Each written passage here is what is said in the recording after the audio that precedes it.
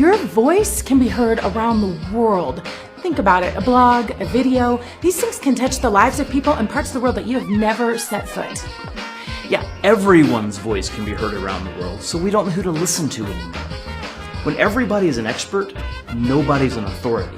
Yes, but we can now stay connected to people no matter where they are. With Skype and Facebook chat and FaceTime and all these different mediums, now proximity doesn't have to dictate our connections. It inhibits face-to-face communication. We're texting somebody on the other side of the world instead of talking to somebody who's on the other side of the table. Okay, but think about this.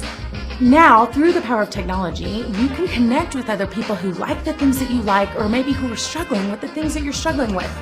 So maybe you're from a little bitty town and you like anime, but no one else shares your passion. Through the internet, you now can connect with all sorts of people who do. Or I have several friends whose children have specific health problems and they didn't know where to go, but they can now connect with all these other people who are struggling and looking for solutions and really share and get support from each other.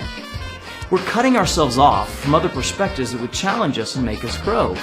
When we can tune in to such narrow interests, we're tuning out everything else, so we don't have to deal with alternate perspectives. All we're really doing is reinforcing our own preferences. We can find out anything we need to know. We don't know what to do with all the information. Knowledge has replaced wisdom. Just think about how much more productive we are. Now, because of technology, I can stay at home, write a proposal, research work, I can Skype into meetings, I can look up recipes and plan weekend events online and check the stock market if I'm so inclined, all without leaving my home. Yeah, see, I don't know. I think we're paralyzed by all the options, and we're easily distracted by all the info streams that... Is that a puppy? There's no way that's a puppy. It's too small to be a puppy. I'm gonna Google the world's smallest puppy. We can recreate ourselves online. So maybe you don't like your childhood nickname, Fat Amy. That's okay. In Second Life, no one has to know who you used to be. Or maybe there are things about yourself you'd kind of rather hide, like the big nose that you have. Don't worry about it. In World of Warcraft, you can absolutely be anyone you want to be. It's hard to know who we're really connecting with online because it's so easy to create a false persona. So all those people that you think you're really connecting to and building real community with, how do we even know if they are who they say they are? Yes, but we now have instant access to those people who know and care about who we truly are, no matter where they live. We can share our lives with Facebook, chat, Skype, all these different things. And it doesn't have to be the big things that we're sharing. We can share the little details that make up our lives. We're expected to be available to our loved ones 24/7, and that... Okay, so my aunt's cat coughed up a fur ball. That's great. Okay. Did I get your text? Don't I care about your cat? Don't I care about you? We're meaner and ruder to each other because it's impersonal. We don't have to see how the things that we say affect others, so we're free to say all kinds of horrible stuff. Well, that might be true for some, but I think for many of us, it's the opposite. I think that we're more honest and transparent because of technology.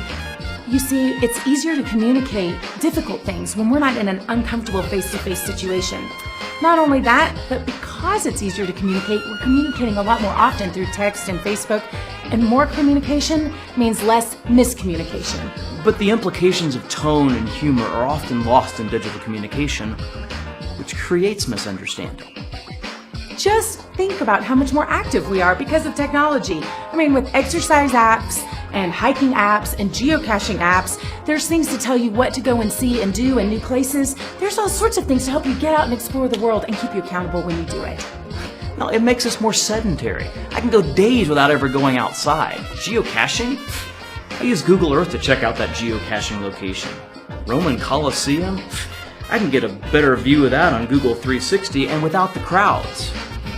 It is great for the environment. Just think about how many trees we can save now that we have the ability to go paperless.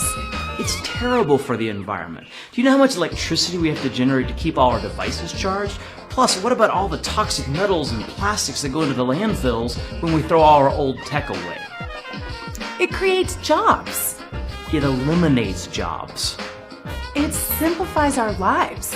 With contact lists and calendars and automatic reminders, we can now focus on the things that are important in life.